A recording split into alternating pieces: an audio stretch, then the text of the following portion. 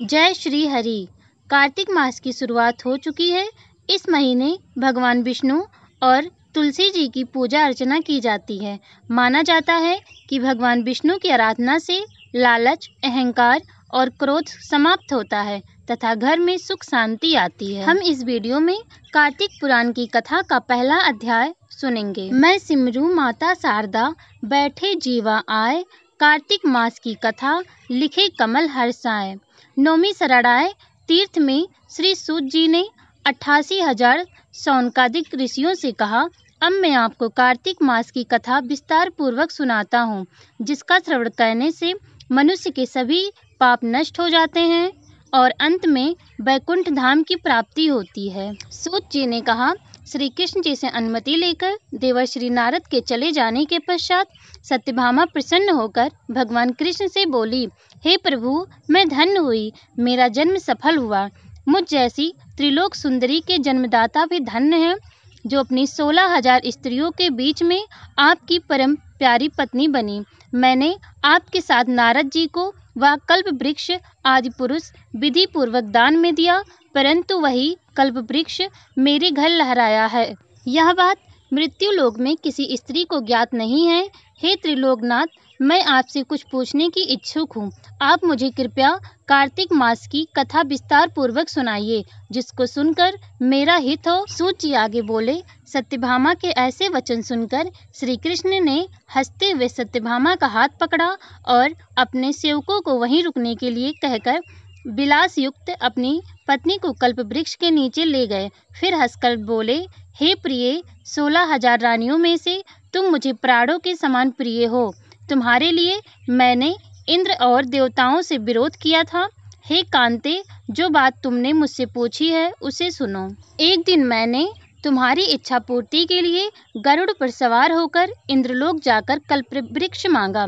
इंद्र द्वारा मना किया जाने पर इंद्र एवं गरुड़ में घोर संग्राम हुआ और गौलोक में भी गरुड़ जी गौओं से युद्ध किया। गरुड़ की चोट से उनके कान और पूंछ कट कर गिरने लगे, जिससे 3 वस्तुएं उत्पन्न हुई। कान से तंबाकू, पूंछ से गोभी और रक्त से मेहंदी बनी। इस तीनों का प्रयोग करने वालों को मोक्ष नहीं मिलता। तब गौएं ने भी क्रोधित होकर गरुड़ पर वार किया, जिससे उनके 3 पंख टूटकर गिर गए। उनके पंख से नीलकंठ, दूसरे से मोर और तीसरे से चकवा चकवी उत्पन्न हुए। हे प्रिय, इन तीनों का दर्शन करने मात्र से ही शुभ फल प्राप्त होता है। यह सुनकर सत्यभामा ने कहा, हे प्रभु, कृपया मुझे मेरे पूर्व जन्मों के विषय में बताइए कि मैंने पूर्व जन्म में कौन कौन से दान, व्रत व जाप नहीं किए हैं।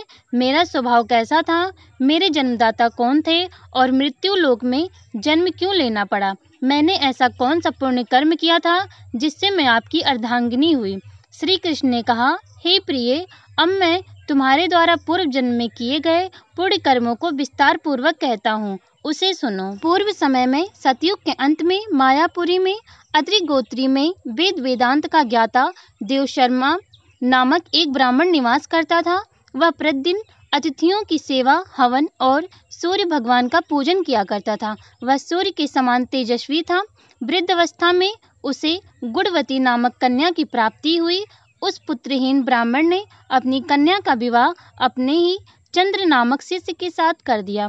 वह चंद्र को अपने पुत्र के समान मानता था और चंद्र भी उसे अपने पिता की भांति सम्मान देता था। एक दिन वह दोनों कुश व समिधा लेने के लिए जंगल में गए। जब वह हिमालय की तलहटी में भ्रमण कर रहे थे, तब उन्हें एक राक्षस आता हुआ दिखाई दिया। उस राक्षस को देखकर भय के कारण उनके अंग शिथिल हो गए और वे वहां से भागने में असमर्थ हो गए।